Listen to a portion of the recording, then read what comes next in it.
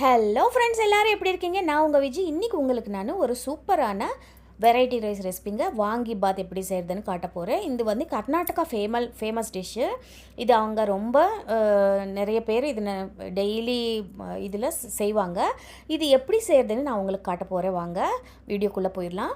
கடாய் சூடு பண்ணி அதில் ஒரு ஸ்பூன் எண்ணெய் விட்டுக்கோங்க. அதில் ஒரு கப்பு, சின்ன கப்பு தான் எடுத்திருக்கேன் நான். ஒரு சின்ன கப்பில் கடலைப்பருப்பு, ஒரு சின்ன கப்பு உளுத்தம் பருப்பு, அப்புறம் ஒரு பாதி கப் அளவுக்கு தனியா போட்டுக்கோங்க. ஒரு ஸ்பூன் ஜீரகம், அரை ஸ்பூன் வெந்தயம் எல்லாம் போட்டுட்டு நல்லா ஃப்ரை பண்ணிக்கோங்க. இது நல்லா பொன்னிறமாக நல்லா லைட் ப்ரௌன் கலர் வரும். அது வரைக்கும் நீங்கள் வறுத்துக்கணும், இல்லைன்னா பச்சை வாசனை இருக்கும்.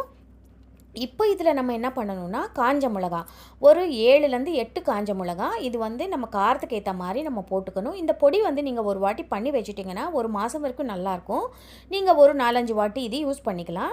இப்போ இதில் கொப்பரை தேங்காய் ஒரு பாதி மூடி எடுத்திருக்கேன் நான். அது சின்ன சின்ன பீஸாக கட் பண்ணி அதுவும் இதில் போட்டிருக்கேன்.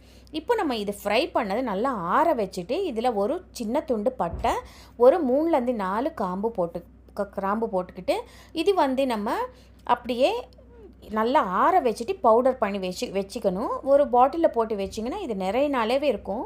இது நீங்கள் ஃப்ரிட்ஜில் வச்சுட்டிங்கன்னா நீங்கள் அடிக்கடி செய்யறதுக்கு யூஸ்ஃபுல்லாக இருக்கும்.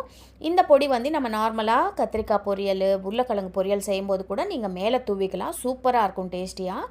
இப்போ இது வந்து நம்ம ஆறிடுச்சு நல்லா. இது வந்து மிக்ஸி ஜாரில் போட்டு நல்லா கொஞ்சோண்டு உப்பு போட்டுக்கோங்க. உப்பு போட்டுக்கிட்டு இது வந்து நீங்கள் நல்லா பொடி பண்ணிக்கோங்க. இது நல்லா ஃபைனாக பொடி பண்ணிக்கோங்க. கொஞ்சம் லைட்டாக குறையாக இருந்தால் நல்லாயிருக்கும். இப்போ உப்பும் போட்டாச்சு. உப்பு போட்டதுக்கப்புறம் நம்ம மிக்சியில் நல்லா இது பொடி பண்ணிக்கலாம்.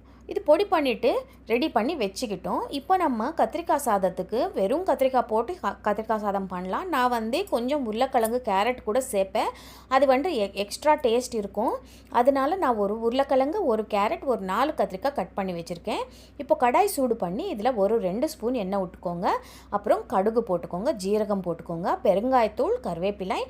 அப்புறம் நல்லா இது கடுகு வெடித்ததுக்கப்புறம் இது கடலைப்பருப்பு போட்டுக்கோங்க, பெருங்காயத்தூள் போட்டுக்கோங்க, கருவேப்பிலை போட்டுக்கோங்க. நல்லா வறுத்ததுக்கப்புறம் இது நல்லா ப்ரௌன் கலர் ஆனதுக்கப்புறம் இதில் வந்து கத்திரிக்காய் போட்டிருக்கேன். கத்திரிக்காய் வந்து ஒரு 4 கத்திரிக்காய் எடுத்திருக்கேன், பெரிய கத்திரிக்காய்.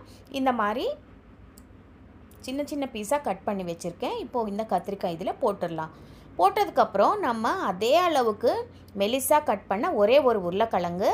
நீங்கள் உருளைக்கிழங்கு, கேரட் வேணால் போடாமல் கூட கத்திரிக்காய் சாதம் பண்ணிக்கலாம். நான் வந்து ஒரு சின்ன உருளைக்கிழங்கு, ஒரு சின்ன கேரட் போட்டிருக்கேன். பார்க்குறதுக்கு கொஞ்சம் கலர்ஃபுல்லாக இருக்கும். அதே மாதிரி உருளைக்கிழங்கு போட்டால் அந்த டேஸ்ட் ரொம்ப நல்லாயிருக்கும். இப்போ இதில் உப்பு, மஞ்சத்தூள் போட்டுக்கோங்க. நம்ம ஏற்கனவே பொடியில் உப்பு போட்டிருக்கோம். அதனால் இப்போது வெறும் கத்திரிக்காய், அப்புறம் உருளைக்கிழங்கு, கேரட்டுக்கு எவ்வளோ தேவையோ அவ்வளோ மட்டும் உப்பு போட்டுக்கோங்க. நம்ம ஏற்கனவே பொடியில் போட்டதுனால உப்பு மட்டும் பார்த்து போட்டுக்கோங்க. இப்போ உப்பு போட்டு மூடி போட்டுருங்க. மூடி போட்டு ஒரு 5 நிமிஷம் அப்படியே விட்டிங்கன்னா நல்லா இந்த கத்திரிக்காய், உருளைக்கிழங்கு, கேரட் நல்லா வெந்துடும்.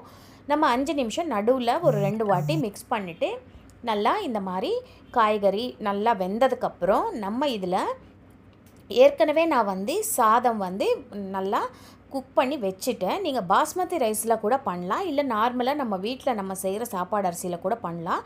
நான் வந்து அரிசி நல்லா ஊற போட்டு அது ஏற்கனவே வேக வச்சு எடுத்து வச்சுருக்கேன். இப்போது அந்த அரிசி சாதம் வந்து இதில் போட்டுட்டேன்.